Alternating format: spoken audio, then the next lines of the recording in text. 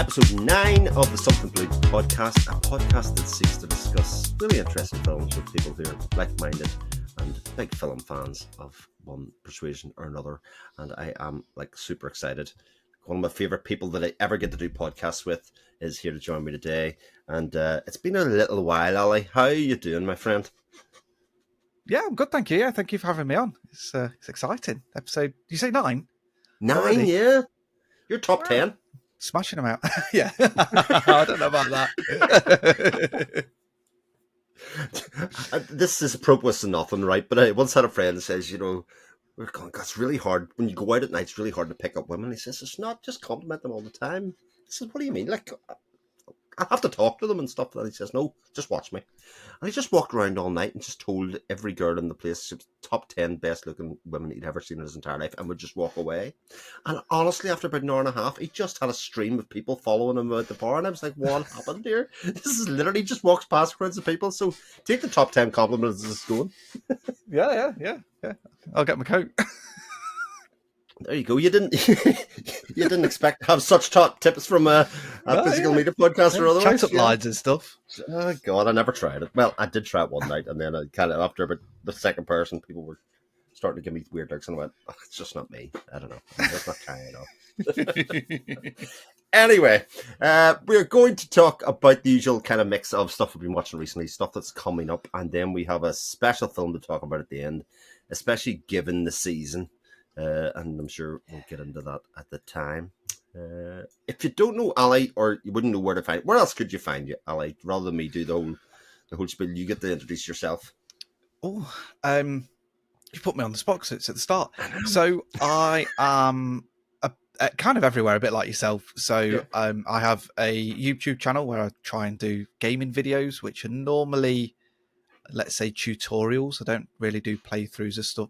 Few reviews, but I tend to it started off as me showing people how to tune their cars on Forza and setting up wheels, and then I've been doing a few flight sim things, so I've got that.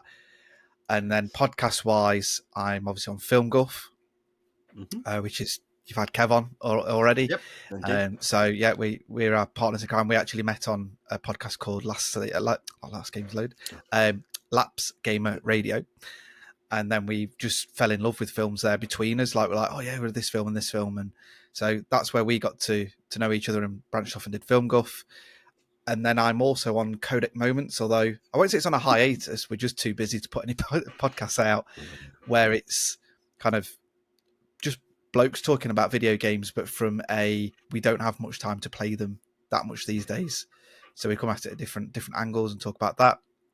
And then again, another podcast kind of was born from there, and I have an F1 podcast with my co-host on Codec Moments with Matt Holt, where I don't think we have a lot of listeners, but it's just a way for us to get and talk about F1 because we're both big fans of that.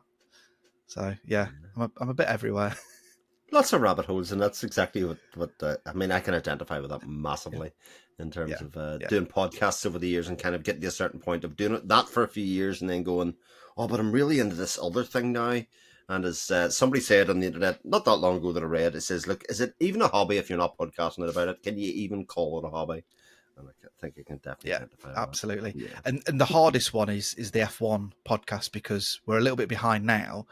But when you're trying to talk about races and this season's been a bit crazy when there's been 3 or 4 races back to back, and it's just hard to, it's a challenge to try and keep up with it. But thankfully, it's been the same result every single time, Ali. So actually, you could just record the same episode over and over again. And we do a fantasy league, and my dad's in it, and he refuses because he doesn't like Max Verstappen. He refuses to guess Max Verstappen, so he's bottom of the league. He's like, "How am I the bottom?" I'm like, "Because you're not predicting what we all know." Oh my God.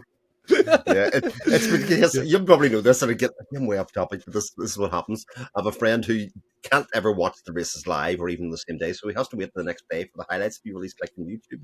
So every Sunday night or something, he'd be going, "Oh, don't be talking about it. Don't be talking about the race," and I'd be like, "Oh my God, you'll never guess." yeah, I bet you can. Anyway, so we'll start off by talking about things that we've been enjoying recently, kind of films that we've been digging into and either hating, loving, or otherwise.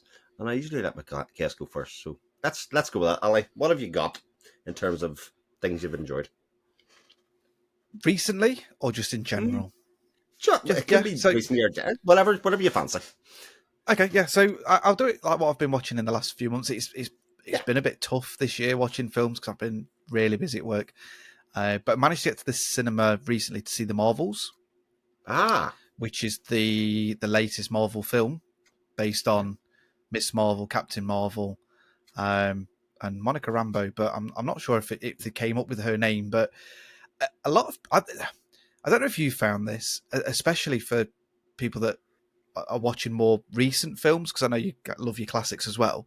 Yep. But the way the media is and the way the film ratings are really far apart at the minute, which is crazy. So I think the media or the media metric score was like, I don't want to say 40% or something like that. Right. But then people have gone right. to see it and it's like 80.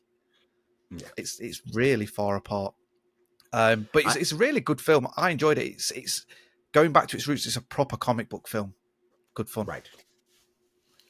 A lot of people have been talking about this kind of last run of Marvel movies as having totally lost their way, right? And I don't know if I totally agree with it. I think they've been a bit more experimental with a lot of lesser characters, and I think those two things combined have led people to the idea that, oh, it's not for me anymore, rather than kind of seeing what they get. You know, it's a bit of a strange mix. Yeah. I know what you mean. Like the Eternals was a little bit boring. However, I appreciate what they tried to do and what they needed to do with that film. They had to try and like build a new world around it. Now we've lost Captain America and Iron Man. Spoilers for anyone that's not got there, but you know. But yeah, we'll see. I think they're building some good things, and the new Deadpool film could be something special. But if you've not seen Marvels, you need to see it for the after credits. All right, okay. I had a little moment.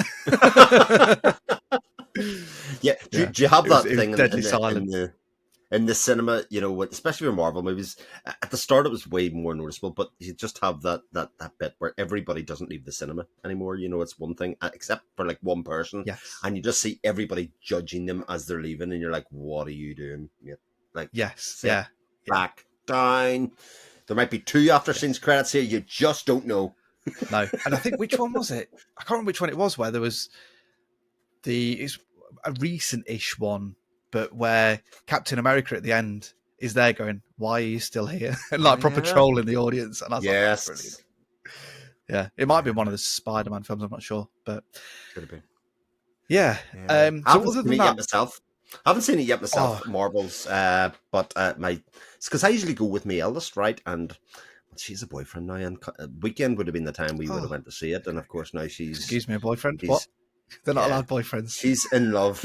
She's in love, or at least spending time with. At least spending time. I don't think it's actually in love. It's just me ribbing her about it. But the Friday, Saturday night slot that would have been ours for going to see the new Marvel release. And we do keep on talking about it. Just hasn't happened. You can add Hunger Games to that now as well, and you know. I want to go and see that. Yeah. But other than that, I watched Violent Night recently. Maybe for a FilmGuff episode. I managed to get, as you know, I pick up my special editions, and there was a box set of that. So I managed to get number 43 out of 1,000 or 2,000, which I was like, oh, that's quite nice. Normally it's quite a high number, but that's a great film. If you've not seen it, it's just such good fun. It's very similar to the film we're going to talk about now, but with Santa. Right, okay. That'll be interesting, because that's one of the talking points that I kind of have, is kind of comparing that genre of action filmmaking to more modern ones, which I think is really interesting. But the thing about a low number, why does that matter? I mean, it does, but why? I don't know. I know it's limited, because it's limited. I don't know. Yeah, but you know that feeling when you're like, because I had stopped looking because it was like, oh, I'm so much better than this. I've grown out of this need for a low number for checking every time it comes in. Until somebody says, well, what number did you get? I get a really low number for edition that they got coming in. I think it was one of the Ram films from Indicator. And I went, well, I'll go and check what I have. And I'd beaten them by just another slightly lower number. And it was like bragging rights were restored. And that whole point of me, like 30 seconds previous, was like, I don't care about this. I'm way past this. Was back in Yeah. force. And yeah, we've all this primal instinct of Oh, I know. Yeah, yeah. better. Yeah. And recently I watched Point Break again. My wife hadn't seen it, so I watched Ah. Point Break. So that was good to dive into. It's been a number of years since I'd seen that, but that was good fun. Rewatched the Grinch. Well, I haven't seen the Grinch. The Jim Carrey version. Yep. So went to a couple of Christmas markets recently. Stayed over in Chester, so we watched that in the hotel, which is it's always good fun. Jim Carrey being Jim Carrey, but yeah, nice little film. And then Beverly Hills Cop, the first one. I love the film, but at the minute it seems to be on TV like every night. So it might be another episode because I love that film. I love all three films, actually, unapologetically. I mean, they probably do slightly descend in quality, 1, 2, 3, but also your appreciation of the character work goes up from 1 to 2 to 3 as well. More Judge Reinhold, etc., goes up. So, I love those films. They, again, unapologetically. And Netflix are doing a fall. Oh. Yeah, start filming. Yeah. There's pictures online of Eddie Murphy back in his Detroit Lions jacket. That's interesting. What age is Eddie Murphy? Like, he must be. Here goes a quick Google. I'll have a stab at it. 57. He's 62. I would have even had him a bit older than that, which is why I was thinking Beverly Hills Cop 4, like, what the hell. But I suppose 62 is at the sort of point of, like, nearing retirement, and as long as they don't make him out to be like a 20-year-old hipster, and they actually use that as the advantage, it could be excellent, If they did what they did with, which I quite liked with the new Bad Boys film, I say no, it's a couple of years old now, where they actually made them out like, I can't shoot straight because I've not got my glasses on and stuff like that. Just adding that realism of comedy to it worked well. I mean, if you were to ask me to commission a script for that, it would be like Eddie Murphy would be set as the mentor for the younger version of himself, if that makes sense, like the young cop kind of thing. That's the kind of movie that I would expect to be getting in a Beverly Hills Cop 4. And then become the Danny Glover, I'm too old for this shit kind of thing, the stick that you'd expect. Yeah. So that's what I've been watching. What about yourself? Oh, that's so good. Well, before moving on, we'll say Point Break. A couple of people I think have been talking about Point Break recently, and I was like, I have to go watch that. And especially because my youngest is in a real Red Hot Chili Peppers phase. And if I think of one scene that sticks in my head from Point Break, it's Anthony Kiedis getting shot in the foot, should I say? Yeah. That kind of thing. It's the one thing that sticks, and I keep on saying, God, just see Anthony Kiedis in that movie, and I just want to see the shock and surprise in their face when they see that and go, ah! Yeah. I do need to rewatch that. So a couple of things I've been watching that I picked out. One, it's a Vinegar Syndrome release, right? And it's a British film, and it's sort of like a British film that I feel like I should have heard about. So it's a British kaiju film called Gorgo. Have you ever heard of it? Is that the Stephen King adaptation? No, it's not. It's way older. It's like 1960, 59, 60. Okay. Right? So, like, I would have thought this is the type of movie that should have been on TV, like, a ton. And it's actually just for you. I mean, it has one of the most gorgeous cover slip boxes. In fact, it's like slip box Inception, because it has a slip cover inside a slip cover. I mean, the one on the inside's just not quite the same level, but the outside bit is, right? And, like, it's a kaiju film a bit like Godzilla. I mean, it may as well be Godzilla. That basically is about these guys that are hunting in this middle of the sea. Must be in the North Sea, Atlantic, something like that. And they capture this monster. And they go to bring it back to Britain to exhibit to kind of star traction. And then they find out that it's the baby. Oh. And the mother is coming to get it. And they do this kind of comparison, like the baby's this size, and the mother's obviously that size, and it took them so much to capture the baby, and oh my God, so yes, the mommy's coming to rescue the baby from the middle of London, and it's why there wasn't 20 of these movies, I never understand, because this works kind of really well. I was like, kind of going, this is going to be naff. I should have heard about this. If this was any good, this I'd have heard about this, and especially, like, this version's a 4K, and I was like, it's a bit dumb to have this stupid thing in 4K.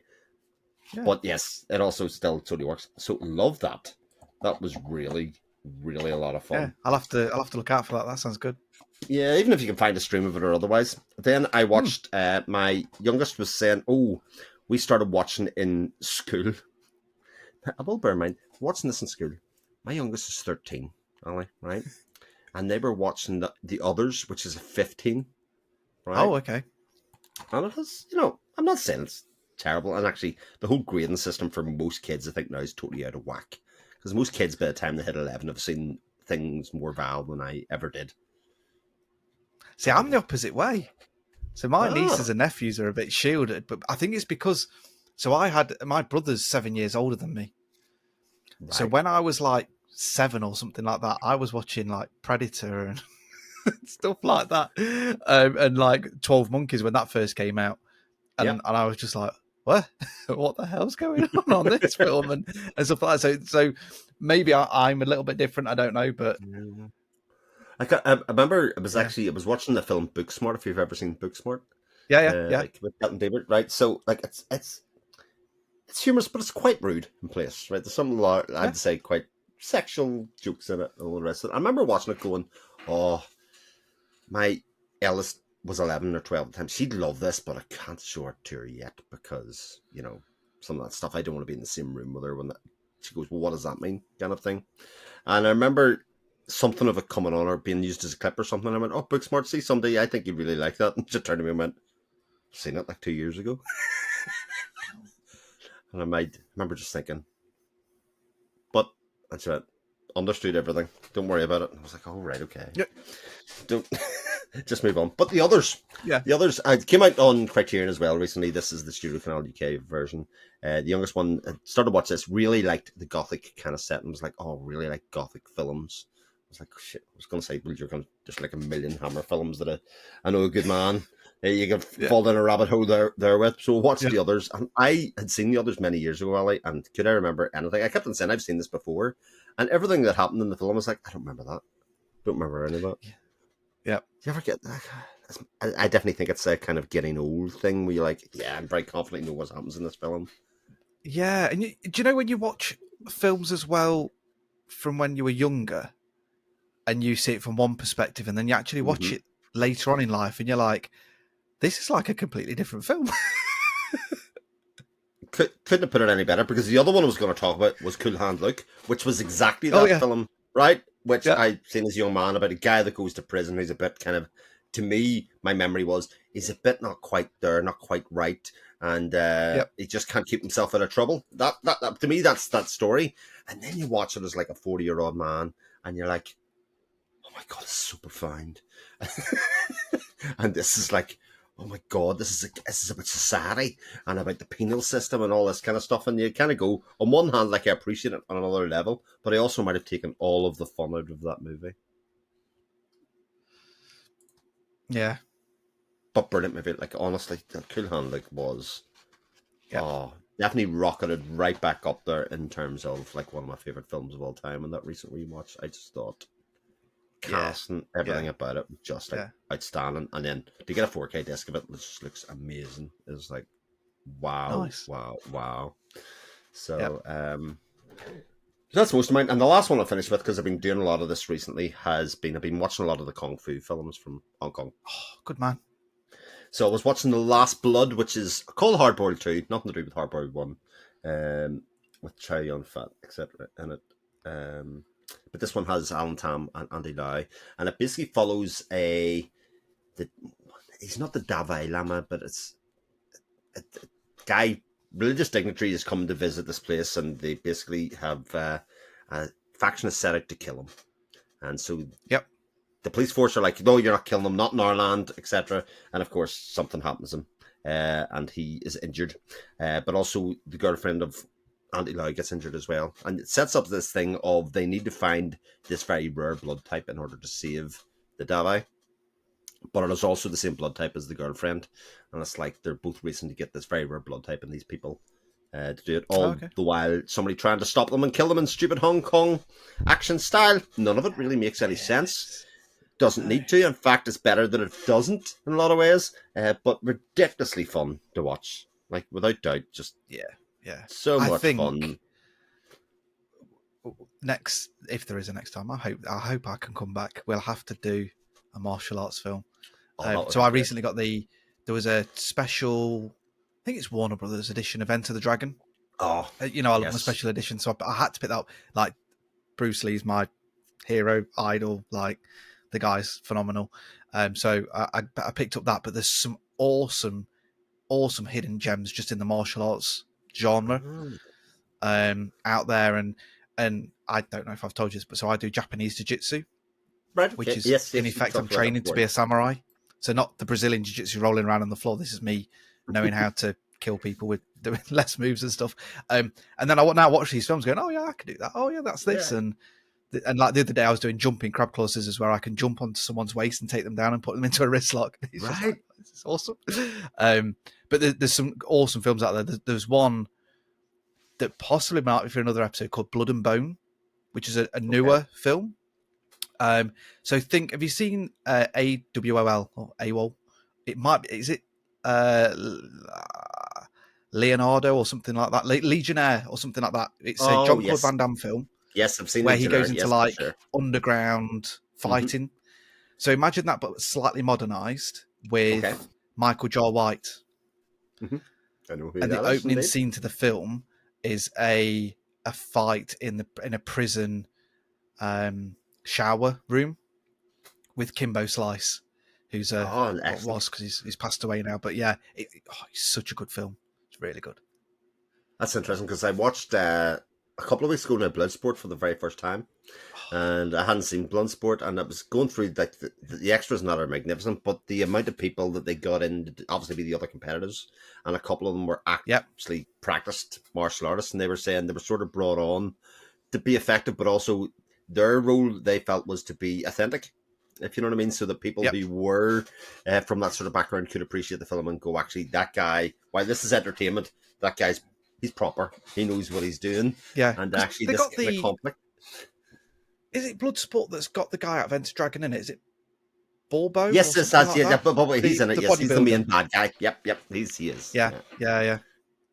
So anyway, that was part. That was part of the casting for Bloodsport, is that they basically secured him and thought, right, he's still very famous from Enter the Dragon, which is kind of the prototypal Hong Kong action film, and they're trying to launch a career or trying to build something around Jean-Claude Van Damme, etc. And they got the two of them together and like, right, who else can we put in around this? And that's another great release, the 4K release of that.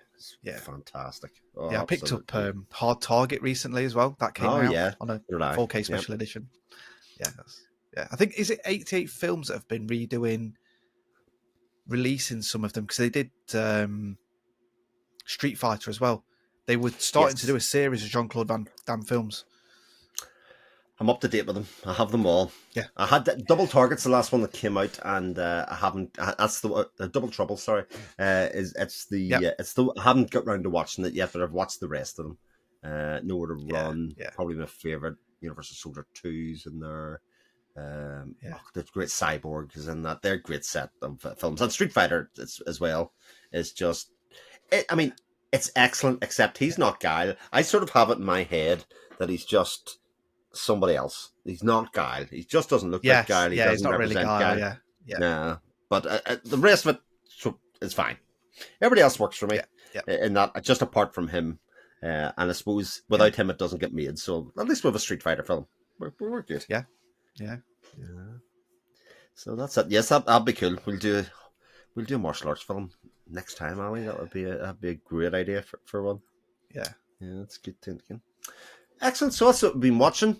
We'll talk about things that are coming out, or what I've been doing basically towards the end of the year, Ali, is things that you've either picked up this year or somebody's picked up for you or bought for you, or you've got your eyes on. You think, oh, I love this. And I have to tell everybody, traditionally when I've done this with Ali, I've just usually been a very poor man afterwards, because, like he says, he has a thing for producing the most beautiful edition of something that I, on one hand, would swear I don't care about, but as soon as it's like in front of me and the tactile nature of it, you kind of go, oh, I really want that. Last time, I think, was Willy Wonka.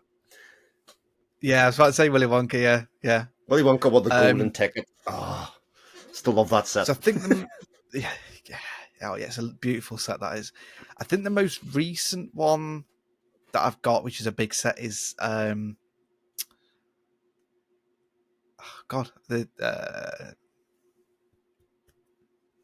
Leon. That's it. There we go. It's come to my Oh, head. Leon the Leon. Professional.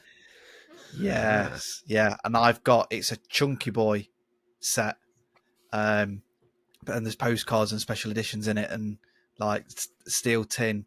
I don't understand why the box is so thick, but it is, and it's really good. Do you want me to grab it to show you? You can do. Well, just saying that, what I'll say is, Yeah. like those special editions that are super thick, right? I often think they make them super thick so that it appears special, even though it wouldn't have to be that thick. Like the Wicker Man big box that came for Studio Canal is a pretty thick box, but it's a lot of empty space inside it, you know. And I think it's more. Oh no, this hasn't got empty space. No. Yeah. 1 second. Mm. So, the Leon Special Edition, like I say, it's a chunky boy. So it's like 2 fingers worth of case, and on the back you actually get a card, right? And it's actually the card's got your edition number on it. Right. So I've got 1,685 out of 2,400, but it's on the card, as opposed to like normally they stick a sticker on it. Yeah, that's but there is a sticker at the bottom as well, or on the J card or something. Yeah, and then you get a lot of posters, a lot of behind the scenes bits, and all sorts in it, as well as a lovely steel tin of it. And there's loads of extras and all sorts on it. And I actually purchased it from Xavi about 4 months ago, and it was actually delayed. I think they had some issues kind of getting them out. And then it actually arrived 2 or 3 weeks ago. But it is a lovely set. It's in 4K. It's one of the Studio Canal. They're doing a lot of special editions at the minute. And yeah, I had it on print. There was even a bigger set, which I didn't go for. So yeah, that's probably my... yeah, especially when it comes to the price these days. Yeah. But surprisingly, as big as this is, it's not as big as the Total Recall one that I got, which is, I did go all in on that. Yeah. Yeah, that's a... So yeah, I think that's my most recent, that and Violent Night. But the Violent Night one's just fairly standard postcards and stuff that we never do anything with. I know. Okay, and someday somebody's going to get used for those, and everybody's going to go, "Yes, this is the thing I'm going to use." I often think if I could imagine something I could do it myself, that's just how it's my retirement fund. Like, there's enough collectors that if it got a sweet spot of a price for it and a design for it, and people would be like, "Yes, that's the thing." But this is the Leon edition's packed with extras as well, which is really nice. And it's like an embossed cover on it. So it's not just flat. Yeah. I can't even find. Oh no, I have found one. I found one. Of course, it's not cheap. It's not even. No. It's not even like cheap. Oh my god! I've just seen the original price for it, Ali. Oh my god! Kidneys. Who doesn't need kidneys? Kidneys, body parts. Yeah. They're all like we're all gonna die someday, isn't that the way that it goes? And then I've got one on order as well, which is the what is it? Is it Cult of Cinema? Is it called that series of film? Oh yes, Titans of collections. Titans of Cult. That's it, Titans of Cult. And they're doing a Gladiator one. Gladiator, yeah. And I'm a massive fan of the Gladiator film. We did a 2-episode special on it on FilmGuff, and I've recently been over to Rome and been around the Colosseum. That's right. So they're doing a massive box set of that, and you actually get his helmet as a figure thing in it or whatever. I don't know what it's made out of. I saw it. Kind of thing for them, isn't that right? I think this one's actually more of a model. I think it's 3D as opposed to a pin. Yeah. I'll stick up a picture of the art of this, but this one's a bit different for the Titans of Cult because it's a steelbook, isn't it? And then they have like a stand for the steelbook, so it sets up kind of by itself as a display piece. That's really nice. Yeah. I was like, I've already got the film in 4K, but I was just like, I'm having that as well. The other one could go away somewhere. I give it away. Yeah. That's right, because you'd put up It's that kind of time of year. Yeah, well, that's exactly what I've been asking people, because everybody has their slightly different things that they like to look for in terms of things that are quite special, or even in things like this where even for some people it's like, well, I wouldn't buy this for myself, but if somebody was going to buy me something as a gift, this might be something that they ask for, which might be really nice. That I'd be really happy to get. That Titans of Cult Gladiator edition is, oh, that is really pretty. I hadn't even looked at that in any great detail, and of course now you've made me look. And who loves me enough to do something like that for me? But it is interesting, because obviously you'd put up that you were in the Colosseum earlier on this year, and I was as well, actually, because we went to Rome as part of our summer holidays the past year. I didn't go outside; I just did the outside because I was doing a full day thing of Rome that day. But Rome is one of those places, like, it just, people had talked about it before they went, in terms of, like, you walk around the corner and, oh my God, it's like this incredibly famous historical monument that you kind of think, and it's just like in the middle of the street sometimes of where these things are. Rome itself is just incredible. It was really hot one day, and me and my wife just went, we'll just go into this random church. They're normally quite cool. We'll pay our respects, have a look around. And it was random. It wasn't even on a map. And then you look up and you're like, oh my God, how gorgeous is that ceiling? Like, what is this place? And it's like, oh, it's just such and such. And you're like, I've never heard of it, but it's one of the most gorgeous churches I've ever been in. And like the Vatican, you kind of just stumble upon it as well. Like, it's just kind of like at the side of the road. Oh, that's the Vatican over there. It's kind of like, what are you talking about? This is bizarre. The day I was there, it was 40 degrees. It was ridiculously hot. But it was just so bewildered. Like, honestly, the head was on a swivel the whole time. And especially the grounds around the Colosseum, especially, you've got the Colosseum, but then they kind of show the roads that go away from it, because obviously the circus, etc. Yeah, you've got all the forum and all that. Yeah. So I around it. Because it was my 10th wedding anniversary, so part of it was my wife wanted to go to Pompeii, because we did a cruise as well. So we went to Pompeii as well. And then we paid to do the tour of the floor and going in the Colosseum. And it was long. It was 4 hours. And it wasn't until we were like at the top of the Colosseum and nearly done, and she went, oh, would you like a water break? We're like, yes, please. Yes. Well, I did Pompeii as well. Pompeii as well was done in 40 degrees heat. And as you know from doing Pompeii, like, Pompeii is incredible, but there is no relief there at all. They have water fountains, which is one thing, but there is no overhead relief at all. And like, I was struggling, and there was a lot of very elderly people there, and I thought, good on you, because this is gorgeous. And it only lasted about 2.5 hours, our trip that day, which was long enough. But honestly, it was like, it was amazing to see.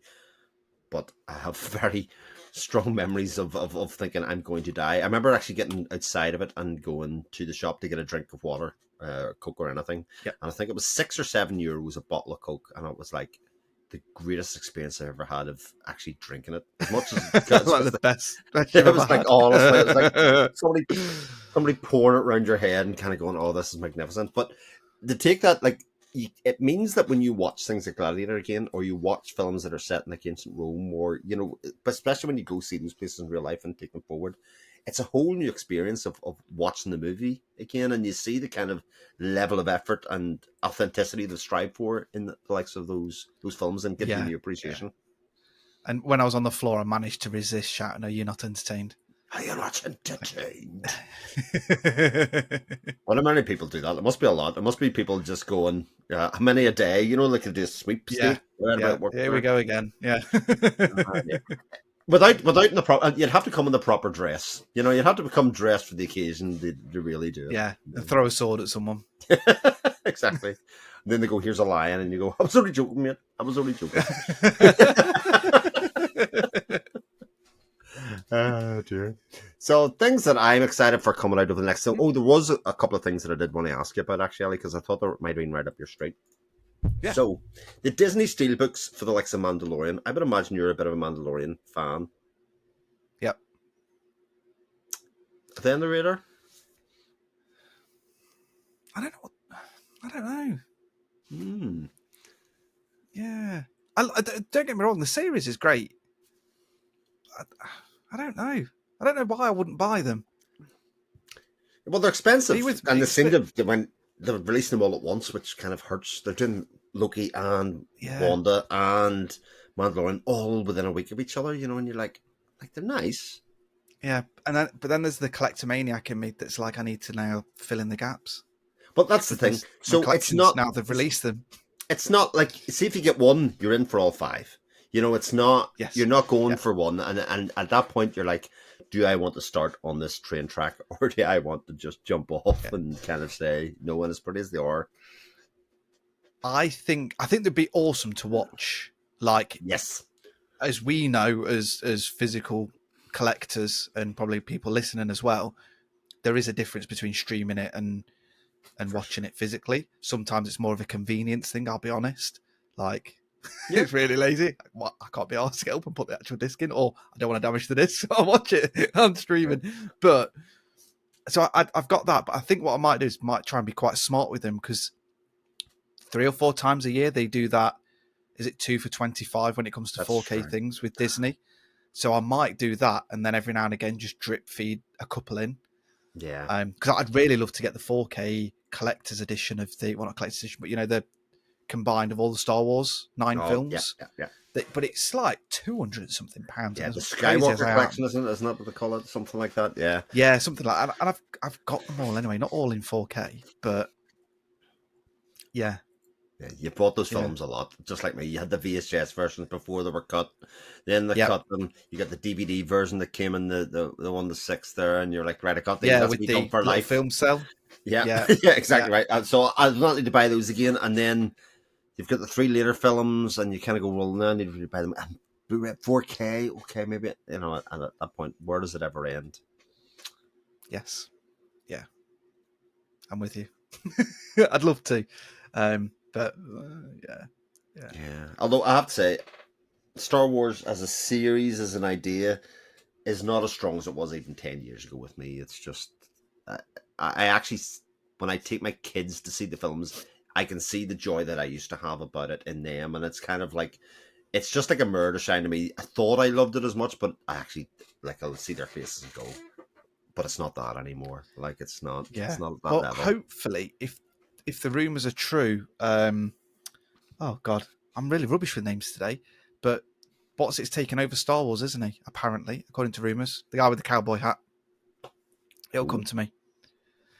The main producer that's overseeing it, along with Happy from Iron Man. Oh my God. Oh, John Favreau was it? But so it was. Kathleen Yeah. Kennedy was looking after it, and J.J. Abrams did Yeah.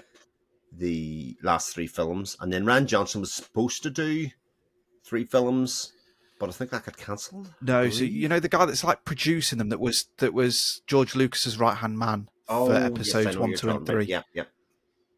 He's back then, Well, he's not left.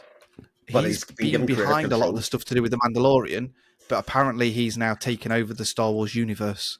Ah, right, okay. And obviously, John Favreau was the Mandalorian itself, Yeah. involved in the making of that. That's interesting. His name will come to me at some point, and I can't remember what it is. And I'm kicking myself. I can see him, and I can hear him. Oh my God, so bad with names at the minute. It's old age. Well, I know, right? back in the days when you had nothing else to think about, you had all the space in the world for this, and now you're like, cost of living. Oh, it's eating away at my ability to remember names. Yeah. COVID inquiry. Dave Filoni. Dave Filoni. Yes, Yeah. I do know Dave Filoni. Yeah.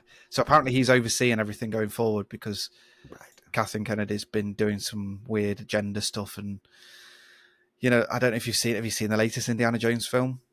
I haven't seen it. No. That's the face. That's the face everybody's kind of making about that. It's not too bad, but the female, I can't remember her name. There's just not. It's just weak. Really is weak. I just couldn't get behind her as a character. It's dead weird. But do you not think, actually, this relates quite well, I think, to something like Beverly Hills Cop, because when you have a franchise, one of the things that is probably the easiest about it, or should be the easiest about it, is you have a returning cast of characters, and you don't really need to do new characters at all. You can just have the same core, and then have fringe characters around it. But it seems to me, like, especially with Indiana Jones, And I suppose you could say with the new Star Wars films, this is all ultimately one of the reasons that people kind of don't grab it at the same time. The established characters were the fringe characters, and you had new characters to kind of love. And as soon as you put the two of them side by side, it doesn't work. And then, even though I haven't seen the new Indiana Jones, it feels like Indiana Jones himself has become a side character in his own films in some like weird ways, rather than it all just being about him. Yeah, and it just doesn't make sense, and it's just So maybe I'll love it. Maybe I'll watch it and love it and whatever. But Chris the Skull was. I remember just coming into the cinema and going, there wasn't very much apart from the hat. There wasn't very much Indiana Jones about that, you know.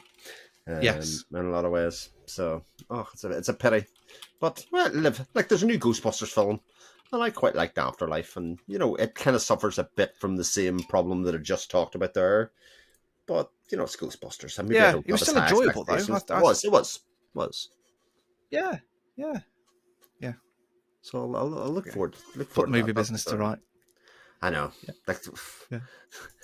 Talk to the two guys with no money to invest in everything. We'll fix it. No, haven't got a clue. Just the same as everybody else. Exactly right. And you can't, as I often say to people, you can't be given. Like I seem to be one of the only people that thinks Doctor Strange: Multiverse of Madness was actually and is going to be appreciated as a work of genius in a lot of years. Apparently, that's an unpopular opinion. I like that film a lot, even though it's flawed. It was good. Yeah, I think that's flawed for sure, but like they tried something really different with it, and it was for me, it was a proper horror movie attempt at doing a Marvel film. Like I think there's some of that stuff's a bit grim, and that's good. Yeah. Yes. Yeah, I enjoyed it. Yeah, Sam Raimi can't go wrong. Well, exactly right. I suppose you'd have to know who Sam Raimi is going in to kind of know that there's a chance you might get something that's not universally loved at the same stage, but will be interesting to a certain other type of people as well. If you know what his kind of stuff is, you know what you're getting. So, yeah, coming out in the next couple of weeks, things that I'm interested in. Moonage Daydream, the 4K, is getting a steelbook release, the David Bowie documentary film, which I quite enjoyed.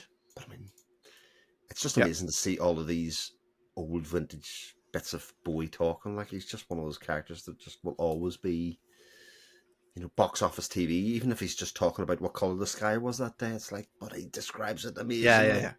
Yeah, that's him. Yeah. And Titanic in 4K as well. Oh, yeah. I was saying the other day that I've not seen that film in a long time. So I usually like to tell a story about Titanic, as I'd seen it the day it came out on release. What, the Titanic? The actual ship? Well, not the ship. Although I do obviously live in Belfast. If I was living long enough, that would have been a thing. No, the film in the 90s, unfortunately. But I didn't watch any trailers of it. I just kind of assumed that it was a disaster movie. So I went to the very first showing on the day that it was released, 12 o'clock showing in the centre of Belfast with my two friends from uni. And we sat down. And I remember being confused about halfway through, going, what that was a sinking ship in this rather than Kate Winslet's breast, which I wasn't really complaining about at the time. But but at the same stage, this is went in a total other direction that it went down in. And I think it's a film that's sort of like undergoing revisions in people's heads that haven't seen it in a while, a bit like you were saying, in terms of they forget that actually the ship sinking is incredible. Like it is like one of the greatest action sequences of all time, and people have sort of wiped that bit from the memory and just said it's just a romance film, which definitely isn't. Just there certainly is a romance element to it, but I am looking forward to actually seeing that again, because I think Cameron as a filmmaker has always got spectacle at the front. Absolutely, yeah. So I'm very much forward to that, and that's coming out in 4K as well. But there you go. Oh yeah. I hear people like Elf. Yeah. If you actually, here's what's your favorite Christmas movie, Ali? Oh, that's a really hard one. It'd be somewhere between Christmas Vacation or Home Alone. Okay. Two very good movies. Yeah. Yeah. I love so many of them, if I'm honest. Yeah. Like, I struggle to watch all the Christmas films I want to watch over the Christmas period because there's too many that I like for different reasons. Yeah, I've Yeah. I've to do a video. I'm contributing to a video for it, so I'll keep what my favorite is. But like on Christmas Vacation, I think Clark Griswold is a character that I identify a bit more every year. As every year passes through my life, Yes. I identify with him just a little bit more every single year. There's no doubt about that. Yeah. I Yeah. feel his And I pain. love Christmas with the Cranks as well because I've watched the read the book that goes Right, along with that as well. Yeah, very which good. is a decent book. It's very similar to the film. There's a few slight changes, but nothing major. Yeah, it was good. That's good. And Yeah. Scrooge was on a couple of days ago as well. Oh, Scrooge is such a magnificent. which one? The Bill Murray. Oh, sorry, Scrooged, Yes, not sorry, Scrooge. Scrooge. There's so yeah. So I love it that there's so many adaptations of Scrooge, Yeah, and Scrooged is phenomenal. I love that. it's Like good. it's a completely different take on it. It is. It's a, Um, possibly Bill but Murray's best role. Possibly. oh god, yeah, yeah. And I think one of the best Scrooge adaptations is the animated one. Oh yes, okay. The Jim Carrey one, or Yes, yes. yeah. Just because of what they managed to do with it and how, like, when he shrinks down and he's running Mhm. through, get chased by rats and horses and all, and it's just it sounds brilliant. And I saw that at the cinema, and it was one of the rarities where 3D actually worked. So it Mm. felt like it was actually snowing in the cinema with the 3D glasses on and stuff. It was, Oh, yeah, that's nice. Oh yeah, that was that's right. good. I forgot that was Yeah, 3D. yeah. Forgot that was 3D. I've I'm I've actually. seen it on. Sorry. I was going to say I'm booked in to see Muppets Christmas Carol in the cinema a couple of days before Christmas. Oh, So classic. we're all going Yeah, to go together to see that. yeah. So yeah. And a few years ago, I saw an adaptation in my local theatre, like on stage, Excellent. that had, I think it was the captain or whatever his name is, but from the Bill was in it as Scrooge. Oh. I can't remember his name now, but yeah, that was good. So I was talking about the bill earlier on because we're talking about great TV theme tunes. The only two people I can remember from the entire show were Tosh, the guy with the moustache, and Yeah. Sergeant Bill Cryer is the other one. So this guy was Quite thin guy. the boss that was quite a chubby guy. I can't Oh remember yes, his name. I'll have to I send know it who to you're you, talking but about. yeah, Yeah. We can go down that rabbit hole. yeah, Anyway. yeah, So, one of the reasons I yeah, asked you about your favorite Christmas movie is, of course, because we're going to talk about the film that you brought with us, Mm. which I'll introduce in my normal way before letting you give me the reasons why you picked it. It's a controversial Christmas film. We'll probably get into that in some ways, but it's a 1988 film directed by John Tiernan. McTiernan, should I say? Sorry. It runs for 132 minutes, which surprised me how long it was. It's an 8.2 yeah. in IMDb, a 4.1 in Letterboxd. What is the film, Ali? Die Hard, Die Hard, proper indeed. Christmas film. Proper Christmas film. Set your stall out there nice and early. Yeah, too right. Set at Christmas Eve. That's it. It's a Christmas film. Well, it does sing some Christmas songs in the middle of it for sure. Yep. And I did watch it on the 30th of November, so there you go. It's about as close to Christmas as you can make it. What is it about Die Hard you love, Vala? It's just a good film. Like it's so you've for a start you've got Bruce Willis, who I'm a little bit too young to remember it, but I know of his history. So he's a comedic actor that suddenly went in to do this action film. It's based on a book, although the book is very different, and it kind of it's not. I think the reason why people don't like it as a Christmas film is because it's not traditional. Yeah. It's not got Father Christmas in peril and like Ernest saving Christmas and all those things, or just like dysfunctional Christmas family and all that. It's someone that goes to a Christmas party and then terrorists are there trying to blow it up, and he's trying to save that and just gets in the middle of it. And it's just good fun. It's a good action film, good 80s action film that is just timeless. I love it. And they're very clever in, apart from some of the little bits of technology in it, like the TV screens and things like that, there's not a lot about it that dates the film either, really, to an extent. That's right. No mobile phones There's is not a lot about of the only thing. Yeah. Yeah, and like you see little bits here and there, and like some of the aircraft and whatnot. But other than that, it feels like it's timeless, but it's just good fun, and it's someone that tried to go. He's obviously had a bit of a traumatic marriage with his wife. She's moved her and her kids to LA. He's from New York. He comes across to try and patch things up at Christmas. Got the ridiculous big cuddly toy with him. And then it just all goes Pete Tong. And then he's trying to just get back to his wife after they'd had a bit of a row before she has to go and rally the troops to do like a bit of a speech. And yeah, all he wanted to do was come and try and, I guess, patch things up with his wife. Well, he did that. I mean, Joe would say a bit of an extreme way to do it. Maybe he planned the whole damn thing so that it would work out the way that it did. Plus, he got rid of the other guy, as it turns out, in the process. So it all worked out. And what I think is one of the best, like, comedic, non-comedic performances of the guy that acts Ellis. That smarmy look, I don't think has ever been pulled off better in cinema. It honestly has the look of somebody that you want to instantly punch, regardless of whether you're a violent person or not. Yes, yeah. Like when he walks in, Hans, booby, booby, I can give him to you. That's so brilliant. Oh, it's so good. It's even the first time you see him at the start, he's giving him a look, and he just has this look of, oh, I just want to punch you so hard in the face. But then I love the way that, like, John McClane walks back and he's like, "You've missed a bit," after he's been having a bit of the devil's dandruff. Oh, it's so good. I think Bruce Willis. I think you bring up a good point about him insofar as being the action star, because he's not, obviously at the time when this was made, this was a very Stallone, Schwarzenegger era of action hero. And Willis, while I mean he put me to shame, there's absolutely no doubt about that.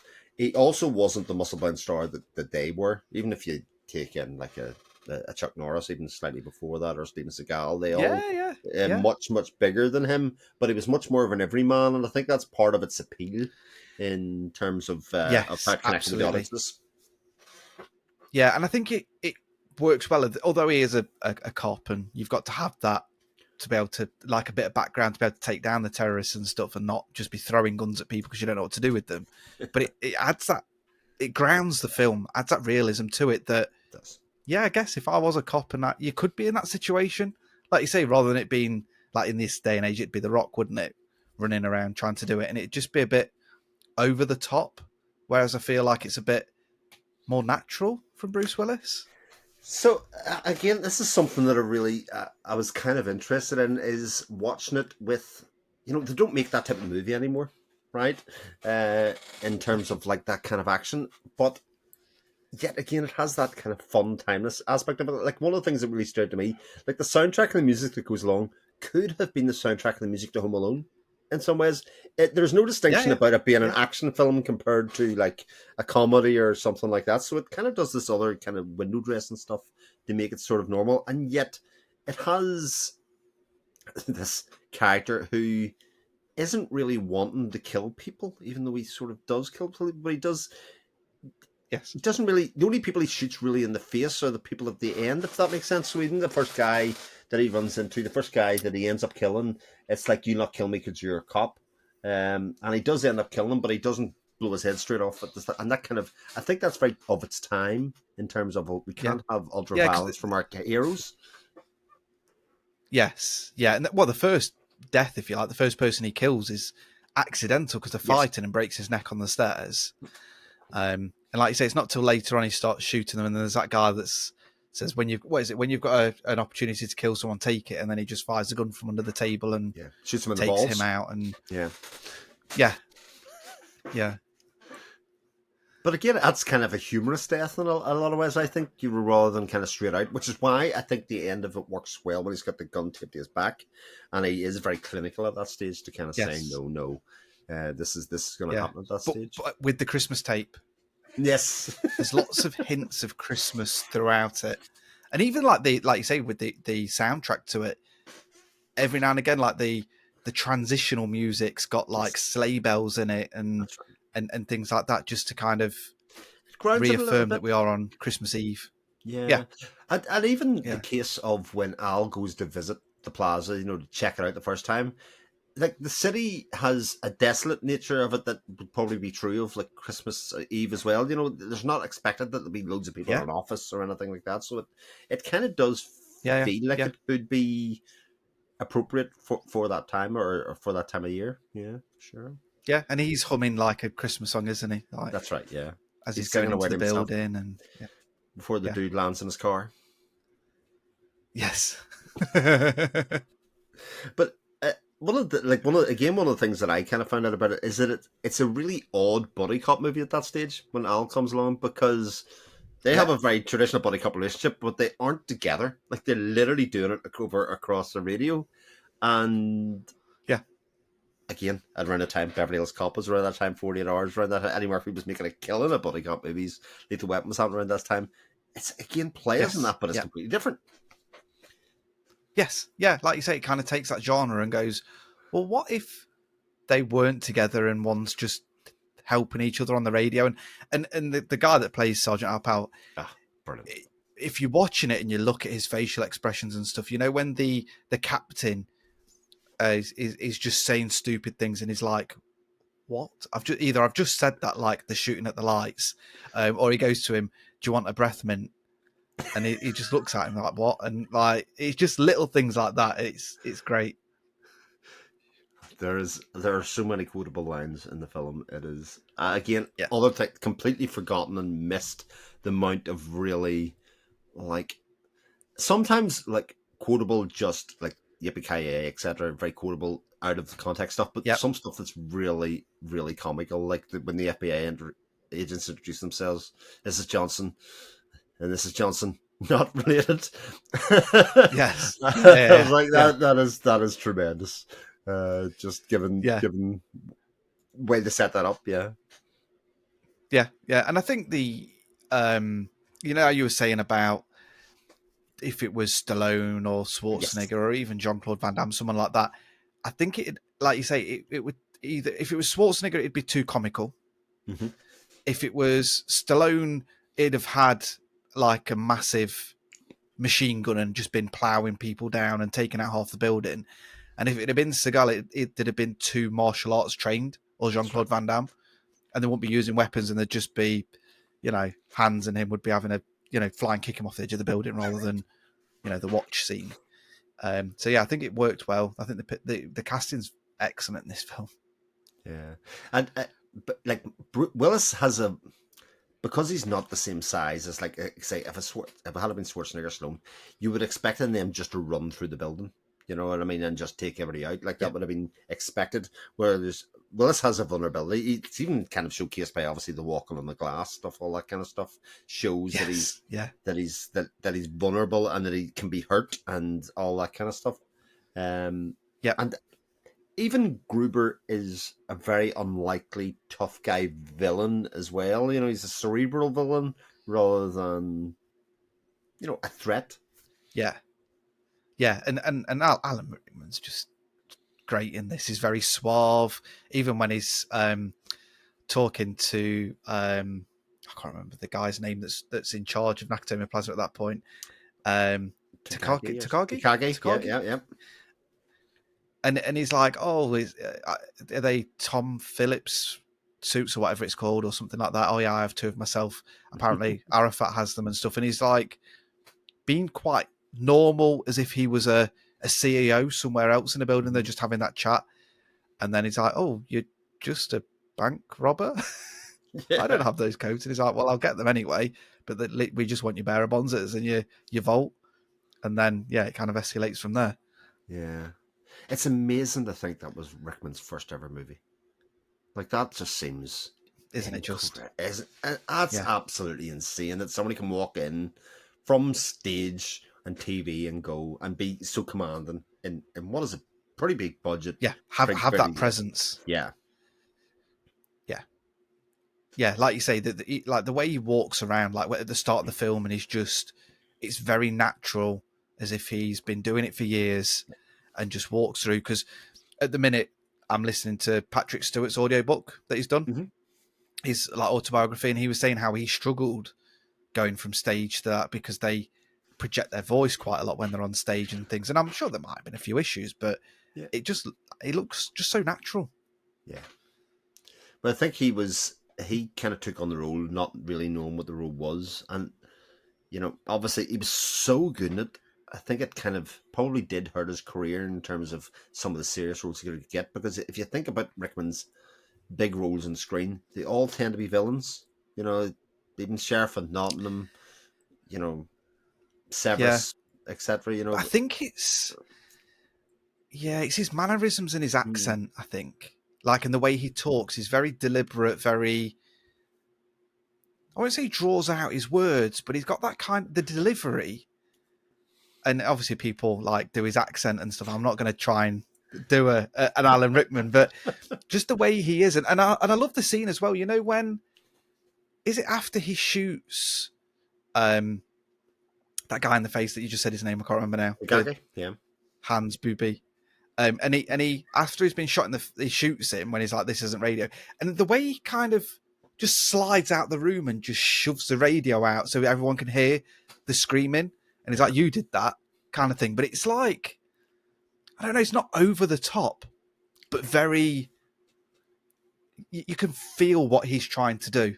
Yeah, If that makes sense, very powerful movements.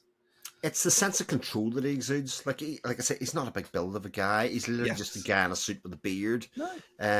That has a lot of big people working for him, but he just exudes control of the toast. It never looks flappable or flapped or anything, and it actually makes the scene when him and McLean run into each other even more effective when he does the switch and kind of plays the innocent victim a little bit. I think it makes that all the more effective. To it, because you kind of think, and the way he switches his accent at that point, you're almost think he's an actor. I love his facial. But I love his facial expression as well. When they're shooting the glass, and he says it to the other guy in German, and he's like, "What?" And then he's like, "Oh, like shoot the glass," and he's like, "Oh, okay." But it's just the way he does it. Yeah, and I know there's a few people that have hit the ground running on their first film, but not like Schwarzenegger in Barbarian. I want to say Conan. Yeah, Conan the Barbarian. And I know he was completely like taken out of the bodybuilding world into acting, so it's different. But there's a lot of people that have struggled with their first few films to find their stride. But Conan was a film about Conan, if you know what I mean. So at least the whole film was built around him, and you could say the same thing, I suppose, about Bloodsport in some ways with Van Damme that we talked about earlier. But this one, he was just the bad. This was Willis's film, but yet sort of Rickman's film in a lot of ways. Like I was saying, I was watching it and my youngest came in and I was saying, "Oh, you have to leave now because you can't see this." I'm at the end of the film. This is one of the greatest death scenes in all of cinema history for me. Like that shot of him falling is like, I think, one of the greatest, that there is. And that is all. I presume you know this, and I actually have a book that's pretty hefty about Die Hard. I got it a few years ago, and it goes through all the behind the scenes. But so the death at the end is genuine because Alan Rickman was scared of heights, but he wanted to. The producer and director was like, and bearing in mind they do this now, like with a lot of fight scenes, we want you in the shot to make it more realistic. So they had him ready to go, but to add to it, they didn't tell him when they were going to release him. So they were like, right, we'll count to 5. And on 1, they pulled it. So they got an even more of a, nice. I'm falling kind of thing. So yeah, they he wasn't happy, but they were like, that was the best shot we had. Because it was, not only was he scared any way of going, but they didn't tell him when they were going to go. And it made him even more, scared. What makes that whole very angry. What makes that whole bit work is his face. Like his face is so, you can see the kind of like everything wrapped up. Oh, the error of his ways in his face. The kind of genuine fear of, oh, actually, I'm going to die. I'm somebody that is fallible or other, which is not something he gives off the rest of the film at all. No, and it's interesting that what kills him is something that's planted very early in the film. That's within right. the first 20 minutes, which is the Rolex watch for doing really well. Holly for doing well in the sales or whatever it was. That's very good. But there's a couple of bits that I really don't like script-wise. that I think have not aged very well. So and they're both at the very end of the movie. Okay, so one is Yep. the bit where they're talking about his wife's. He's introducing his wife at the very end of the movie to say this is Holly, and he gives her maiden name, and she corrects him to say no, it's Holly McLean. That bit's dreadful. No, it's actually McLean. Is that we're back married now because he saved me. That's terrible. And the other bit, and like I say, I don't like this, but it's also hilarious. Like good old Al has been saved from a future of not being a great cop by all this trauma, and now he can kill people again. Yeah. It's not, I was like, okay, that's a point you can make. Certainly, I mean, it is an action movie. This guy going off and dealing with trauma, but now he is the hero because he shot him at the end, and it's like I'm saved. I can now kill people again. I'm a good cop. Oh. Yeah. Enjoy that paperwork. That's okay. Yeah, sure. But those are the only two real criticisms I have of it. To be honest, in terms, and they're both sort of scriptish rather than kind of anything to do with performance or action or anything like that. But anything else that jumps to you about it? The fact that a lot of people think it snows at the end and it's not. Well, there's a lot of flashing lights, though, isn't there? It kind of gives that feeling of like things happening around them environmentally. I suppose. Yeah, and I think because of the helicopter blowing up and different things, and it's ash as opposed to snow, so that catches a lot of people out on quizzes, and because it wasn't that long ago, someone argued with me, and they went, "Oh, it's Die Hard," and I went, "Excuse me, I don't think so. That's Die Hard too." Have you got a book? And then I had to show them. Yeah. But no, it's just it's got the right level of action, the right level of comedy, and it just fits so well. And even a bit of peril in it when after he's got all that glass in his feet and he's thinking, I don't know how I'm going to get out of this, and I'm done. If I ever go to a Christmas party and I need to change, the first thing I put on is my shoes, just in case. But it's just, it's set up. It wasn't obviously Bruce's first film, but it set him up to be more of an action star. And then obviously kickstarted Alan Rickman's career, and it's set up. Just love it. It's set up at 2 sequels as well. It did, yeah. Nothing else after that. Nothing. Upset done. I refuse, but I love Die Hard 2 as well. Yeah, it's great. I really like that one. Yeah. Like 2 and 3. And then it finishes. Yeah. And we're done. Yeah. And I love how 3's linked to the first one with Hans Gruber's brother. Yes, that's right. Yep, it is. Jeremy Irons. Yeah. Yeah. Again, these two very famous German villains that are both very English. Very, very, yes. Yeah, and most English people in the world. Not his first role, but one. Yeah, yeah. And he was one of Samuel Jackson's first films. That's right, Harbour the Vengeance, it was indeed. Because he was more of I suppose he's like a supporting one in this one, but yeah. I always forget he's in Coming to America. Oh, yes. Another film I dearly, dearly, dearly love. One of the funnest bits of trivia that I found out is actually, for all of the great American hero that Bruce Willis is purported to be in this, he's actually the German in the film. He's pretty much the only German in the film. Yeah. which is really good. Yeah. Oh dear. And then the only other thing that I found that I didn't know before I was doing research, it's actually Nakatomi Plaza's the 20th Century Fox building. So they actually did blow that to shit in pieces. Like it was legitimately, they had some abandoned floors and they basically shot it to pieces. And they wrote it off as insurance and tax reasons, which is really clever. Like I think that's great. And actually, the screenwriter, when he was doing the tour of the building, specifically was taking notes of things that he could do and places that he could go and do it because he was doing the tour of the building. So, like, I think all that stuff's really, really interesting in terms of like what makes a film. Yeah. And the way they use the models for like helicopters and stuff like that, you can't tell. You can't tell it's a model. It's really well done. Yeah, great choice, Ali. one of the great things about having somebody different on all the time is everybody sort of has a different perspective or window into a film that they'd like to talk about. And actually that variety is what makes like cinema so amazing in a lot of ways, is that you can have the real highbrow, you can have the action, you can kind of enjoy it all just the same. Yeah. And I can't honestly remember when I first saw this. I wasn't old enough at the time, I don't think. What is it, 88? So I was 3 when it was released. I presume I've seen it with my dad at some point. He loves his action films as well. It definitely was a film that was shown a lot, I think, in Britain for a good 10, 15-year period anyway. So it was kind of one of those universal things. Like a lot of those 80s action films were, that it doesn't seem to happen as much anymore. Like it doesn't seem to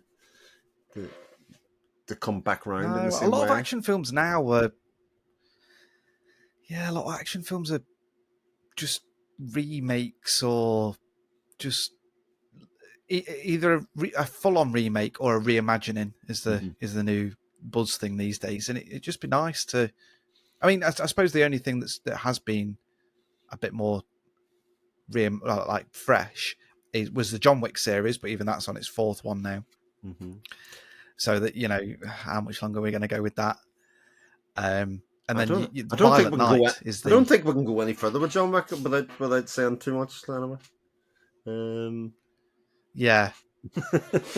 But John Wick I thought a lot of when I was watching this, because it is the most natural kind of modern day, like no nonsense action film that we've got these days, and it is a very different stylistic thing compared to what Die Hard is. It has this heart to it and this kind of like almost like non-superhero-ness to it, like the whole way through it. Yeah, and I guess another one that was out recently was Nobody. Oh yes, with Bodenkirk. Yep. Yes, yeah, which is very like I can't remember, he's a cleaner, isn't he, or something? But he looks like an everyday man again, and okay, yes, he's been trained, but he's got that groundedness to it. Yeah, terrific stuff. Love that trip, and like I say, I hadn't seen it maybe 3 or 4 years, and there were loads of bits of it that I just totally like. Argyle as a character had no memory of at all. Like it totally wiped him out of my memory. I've seen that film 5-6 times, and like my brain just hadn't taken any notice of him or his moments, which are sort of this like comic stuff that goes on that gives it that bit of heart. Yeah. It's so good. So that's the end of our episode, Ali. Bit sad, but another really enjoyable one for me, at least. And no, definitely, yeah. Thank you for having me we'll on. definitely have to do it again, especially make plans and do that going forward. If anybody wanted to find you, where would they find you? I'm everywhere pretty much as Cornwall. There might be an underscore on it, especially on Twitter, so I'm Corn_Wolf on there. But yeah, you can find me there, and at FilmGuff, it'll either be myself or Kev that's doing it, and I'm on Blue Sky, which a lot of people are moving to as well now, which is a no-nonsense Twitter. So I'm on there as Cornwolf as well. So that's my YouTube kind of alias that I just go by. Very good. And I'll stick a lot of those links down in the description for everybody to go and find you out and hunt you out, depending if they're interested in the various rabbit holes that you've went down, I've went down, and many of us go down, indeed. So until next time, I don't know if I'm going to go on holiday hiatus, or maybe I'll just see how busy everybody gets over the Christmas period. But I shall be back shortly with another guest to talk another great movie, and I'll speak to you all again soon. Take care, everybody. All the best. Bye. Cheers.